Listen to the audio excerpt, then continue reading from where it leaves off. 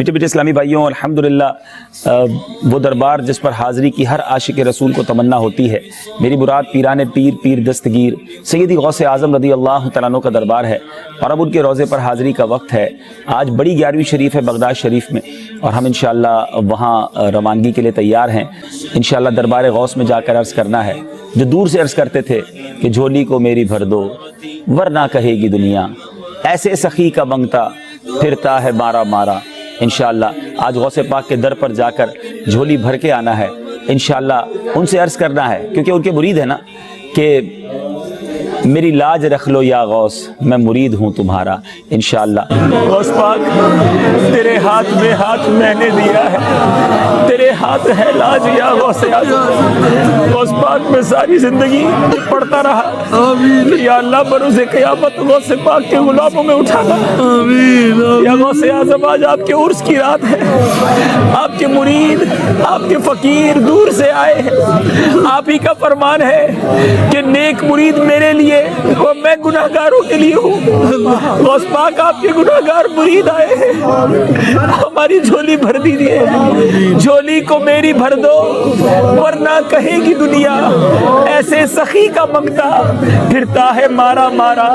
میری لاج رکھ لو یا غوث، میں مرید ہوں تمہارا، میں مرید ہوں تمہارا۔ غوث پاک آپ نے اپنے در پر آنے والوں کو سب کو نوازا، یہ دور دور سے آپ کے فقیر آپ کے مرید آپ سے محبت کرنے والے آئے ہیں۔ آج آپ کے عرس کی رات ہے، کسی خالی نہ لوٹائیے، سب کی جھولیاں بھر دیجیے۔ ماں ماں محتاج تو حاجت روا، ماں ماں محتاج تو حاجت روا، المدد یا غوث اعظم سیدہ، مشکلات بے عدد دارے ماں، المدد یا غوث اعظم پیر ماں، امداد کن امداد کن، از بند غم آزاد کن، در دین و دنیا شاد کن، یا غوث اعظم دستگیر، یا شبیر یا شبر، یا عثمان یا حیدر، دفع شر کن خیر آور، یا شبیر یا شبر، یا سید شاہ سلطان شیخ عبد القادر جیلانی شیئن اللہ۔ صلو علی الحبیب صلی اللہ تعالی علی محمد۔ یعنی یہ شرکی الفاظ دیکھیں، شیخ عبد القادر جیلانی قیامت الدین ان کے دشمن بن جائیں گے۔ وہ سورۃ الاحقاف کے شروع میں آتا ہے نا کہ یہ جن ہستیوں کو پکار رہے ہیں نا، ان کو تو پتہ بھی نہیں ان کو پکارا جا رہا ہے، اور قیامت والے دن یہ ہستیاں ان کی دشمن بن جائیں گی، اور وہ اللہ کو کہیں گی کہ یا اللہ انہوں نے ہمیں پکارا ہے، ہمارا کوئی قصور نہیں ہے، اور وہ ان سے اعلان برات کر دے گی۔ یہ ساری آیات میں نے مسئلہ نمبر 121 میں کور کی ہوئی ہے کہ بزرگ خود ہی دشمن بن جائیں گے بزرگوں کے ماننے والوں کے۔ ایمان والوں کی چھٹی صفت والذین لا يدعون مع اللہ الہا آخر، یہ تو اب بڑی کریٹیکل ہے۔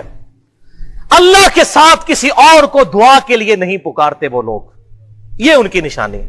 یہاں عبادت کا ذکر نہیں آیا، دعا، کیونکہ اللہ کو پتا تھا سب سے زیادہ شرک کی دعا میں ہونا ہے۔ اللہ کے ساتھ کسی اور بھی الہ کو دعا کے لیے نہیں پکارتے۔ اللہ اکبر۔ اور یہ پہلی کمانڈ ہے 10 کمانڈمنٹس میں، سورہ بنی اسرائیل آیت نمبر 23، وَقَضَىٰ رَبُّكَ أَلَّا تَعْبُدُوا إِلَّا إِيَّاهُ، اور تمہارے رب نے یہ بات طے کر دی تھی کہ مت پوجنا کسی کو سوائے اس کے۔ یہ پہلی کمانڈ ہے توحید۔ یہاں پر میں کراس ریفرنس کے طور پر کچھ آیات اس مضمون کے ساتھ انصاف کرتے ہوئے ضرور بیان کروں گا۔ سورۃ النمل کی آیت نمبر 62 ہے، اَمَّن يُجِيبُ الْمُضْطَرَّ إِذَا دَعَاهُ، بتاؤ کون ہے وہ جو مشکل میں گھرے ہوئے، اضطراب میں گھرے ہوئے شخص کی فریاد کو سن لیتا ہے، وَيَكْشِفُ السُّوءَ، اور اس سے اس کی برائی دور کر دیتا ہے، وَيَجْعَلُكُمْ خُلَفَاءَ الْأَرْضِ، اور وہ تمہیں اگلوں کا خلیفہ کرتا ہے زمین پر، تمہارے باپ دادا مرتے ہیں، تمہارے مرنے کے بعد تمہاری اولاد۔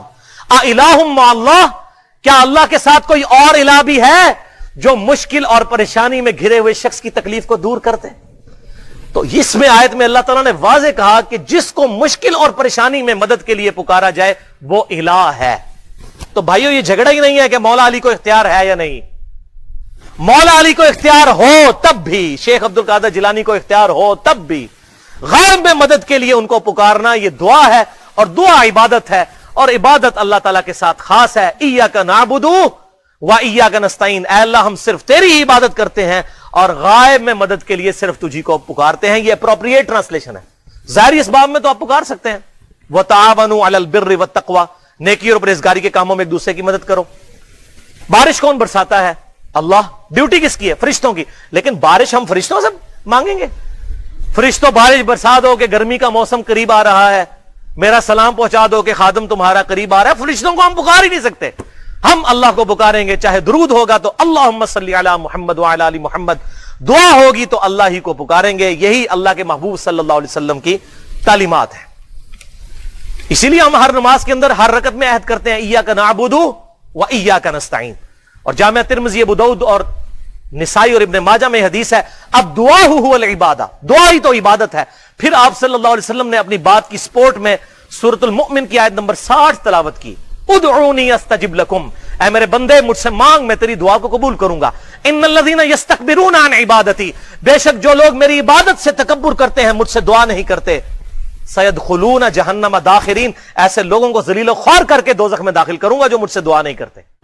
اس پہ میں نے آیت نقل کی تھی، وہ سورہ الاحقاف کی آیت نمبر 5 اور 6، وَمَنْ أَضَلُّ مِمَّنْ يَدْعُو مِن دُونِ اللَّهِ، اس سے بڑھ کر گمراہ کون ہے جو اللہ کے علاوہ اور ہستیوں کو پکارے، مَن لَا يَسْتَجِيبُ لَهُ يَوْمِ الْقِيَامَةِ، جو قیامت تک اس کی بات نہیں سن سکتی.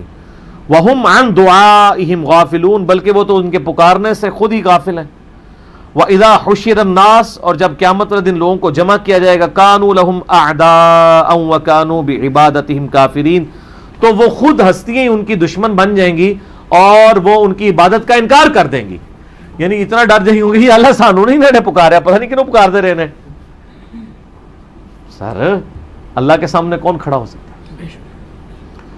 تو اللہ کے علاوہ کسی کو آپ غائب میں مدد کے لیے دعا کے طور پہ نہیں پکار سکتے.